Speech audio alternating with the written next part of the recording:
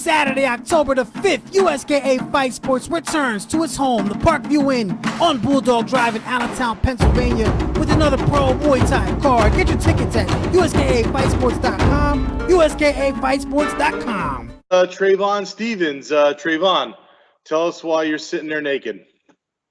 I just left the gym. So you're always smiling, my friend. So how was your workout today? It was a challenge for me. I feel like I was dragging myself through it, but I got through it though. I ain't do much. I just did the treadmill. You know that little spin, how I spin around on it and all that. I was just doing that. Right. Your workouts, I watch on Facebook a little bit. I follow your stuff. A little more dynamic than that usually, correct? I mean, you always got something crazy going on. You're jumping over this, throwing that. Yeah, I just get bored with the basic workouts. So like I try to overthink shit. I just start thinking outside the box, you know? Right. All right. Well, Trey, you have a fight coming up October 5th in Allentown, Pennsylvania. This is going to be a rematch for you with Lucas LaRue. This time it's for the 170-pound championship. So let's go back to the Lucas LaRue fight when you fought him just a few months ago. I believe it was July 20th. Take us through that fight. We've heard Lucas LaRue's version in different videos. What happened the day of the fight? Let's start with the fight. You walk into the ring, pick it up from there. I mean, like once I had my briefs on, and as I was walking out to the ring, I already felt it annoying me. Like my cup was just wobbling every damn where. I tried to adjust it before we started the fight. I ain't wanted to like interfere with anything, but after a while, all that bouncing around I was doing, it was just making it worse, you know. So. All right, and tell everybody who didn't see the fight what happened during the fight. I swear I never seen this like ever. I never heard of this happening in mixed martial arts. Period. So it's like, it was he went to throw he threw his a switch kick, a roundhouse to my head, and then I blocked it, and then he threw a regular roundhouse. I attempted to block that one. I don't know if it got through or not, but after that it just fell out. After that. Your cup fell out of your pants. Yeah. So yeah, let's talk about Chris Beltran and how he helps you out now. So it's weird because the cup fell out of your pants. That's odd, but you just can't get anybody from the audience to come in and help you. Like your trainer has to deal with that. Yeah. So he did. He picked up the cup. He put it in your pants. All right. And then it happened. Then it happened again, right? Yeah. Well, Okay. It didn't fall out, but I felt it like it was like literally in the palm of my hand. Like I was holding it. I was the one that was stopping it from falling. You know what I mean? So it was just. Right. I wanted to keep going, so like it was just. I was like, oh man, but he said the ref didn't want us to do it, so I was just like, oh man. Yeah, the athletic commissioner in between rounds indicated to the referee that if it happened again, that the fight would then be over.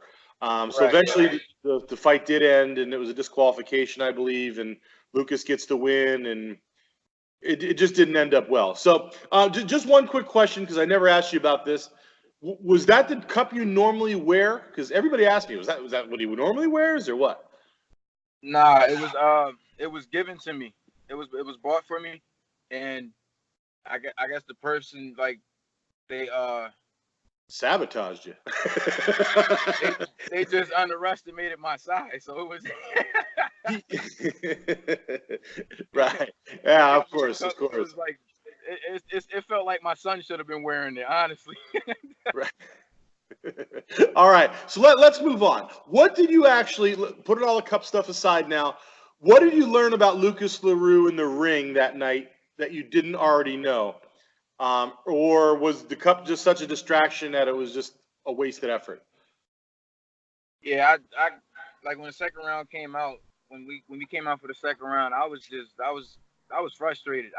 I mean, you could tell by the footage, like it was just I I had a game plan for second and third round. If it had got the third round, I had a game plan for that. But it was just once I found out that cup wouldn't stay in the first round, it was frustrating me. But I wanted to wait, you know what I mean? But like once I got up to get ready for the second round, it was just like it was like literally about to fall. So I'm like, I can't be doing all that bouncing around shit, you know. So I was like, right.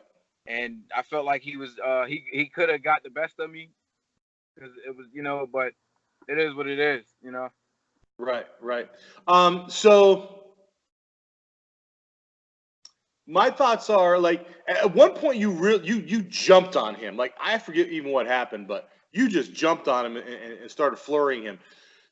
When I talked to Lucas the other day, he felt that when you came out, that you laid back and you felt him out a little bit and you threw a lot more kicks than he anticipated.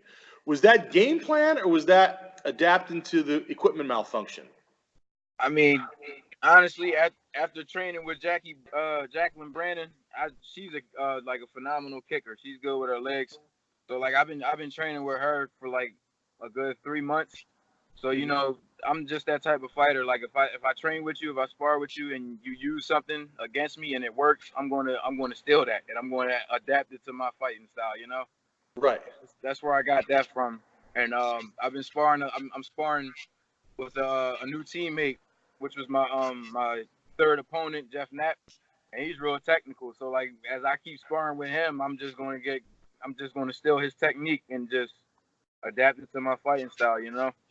Right. You're known kind of as someone who gets in that ring and swings till somebody falls, correct? Absolutely. Thus far. Yeah, but you are like a lot of people said after we got through all the cup jokes and the size jokes and this stuff, jokes. A lot of people said he was a little more patient this time. Trey was throwing a lot more kicks this time, and it all kind of leads to the point where people say, kid's going to be dangerous. So how is your career progressing for you? I know you've had all of your fights with us. Do you feel you're progressing at a rate where you're going to really be a dangerous fighter? Or, I don't know, just tell me how you're progressing, how you feel you're progressing. I feel like I've definitely progressed. Like I remember I couldn't even throw a proper kick. You know, like I'm serious. All I did was I just always had that raw fighting instinct. Always. That was just naturally given to me. You know how some people, they gotta hype themselves up, right, to get ready for a fight. They gotta do all this extra shit. They gotta roar, scream, and all that. I ain't had to do that. It's just already in me. So like, for my first fight, it was hard for me to control it because it'd been a while since I fought. You know, since I found out what I was capable of. And once I did find out what I was capable of, I wanted to use it in a proper way. I didn't want to just use it foolishness, you know? So, like... Right. So, an observation that I've made, every single time I talk to you, when we joke, you laugh, everything's fun, you're always smiling. I asked you once if you hated your opponent, you started giggling, like, what am I talking about? But, when you... there it is, right? When you get in the ring...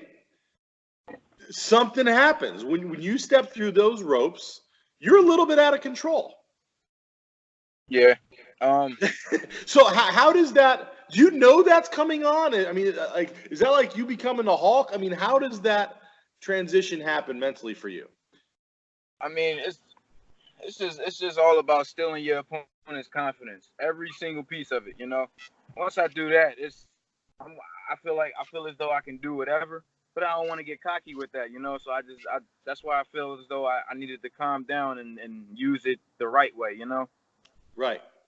So looking forward to Lucas LaRue. The fight's a couple days away, a little over a week away. What are your plans for this fight? How do you see it going? And have you stole Lucas LaRue's confidence, do you feel? It's, from what I hear, it's confident. He's got a lot of heart. You know, where I see the fight going, I don't know. But all I know, I come with bad intentions. That's all. But it's nothing personal, you know. No, I understand it's nothing personal, but I mean it's definitely part of your strategy to scare people. Yeah. I mean, not Just scare your opponent or intimidate your opponent at least. Nah, I just want to knock him out. I don't want to scare him. That's pretty scary to me. All right. So after the last fight, what have you been working on since the last fight to this fight? What's the next step for Trey? The next step.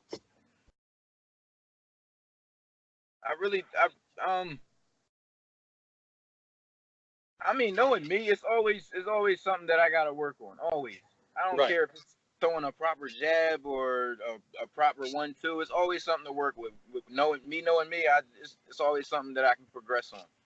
So I just been working on just basic stuff. Nothing to the extreme. Nothing crazy. You know, just keeping it straight basic. How's your training going? How's your weight cut going? Are you on a weight cut or are you on weight? I'm about like 195 right now. Trey, you're giving me a heart attack here. All right, this conversation is over. I'm gonna go find a backup. Come on, man. Where are you at? Really, I gotta know now. What did you weigh in today?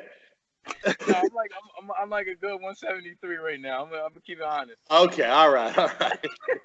Very good, very good. Anything else you want to add before I check myself into urgent care? You said urgent care. I don't really do too much of the shout outs, but I just want to thank Evolution Krav Maga for the training and everything. There's some damn savages in there. The stuff that they were teaching me to do, I can't even do in the actual ring because I'm getting disqualified. But you know, I took certain strategies and everything. I observed it. I used it in sparring a little bit, and I just adapted it to my fighting style. And shout out to my team, Beltrante Fighting Fit. Very good. How about that little Prince? Where's he today? Is he in school? Yeah, he better be in school. He better not be playing hooky with his girl. All right, Trey. I'm gonna let you get on with your day. I look forward to this fight. Last time I thought it was a fight that was gonna be something that stole the show, and I hope that's what it becomes this time. Because you guys are both great athletes, and this really should be an epic one. Yeah. Oh, it will be. It will be. All right, Trey. I'll see you in about 10, 11 days. All right. Damn, I didn't even know the fight was that close. It's coming. You got to go shave that 3 pounds off. I'll talk to you later. Bye. All right. Saturday, October the 5th, USKA Fight Sports returns to its home, the Parkview Inn on Bulldog Drive in Allentown, Pennsylvania, with another pro Muay Thai card. Get your tickets at USKAFightsports.com, USKAFightsports.com.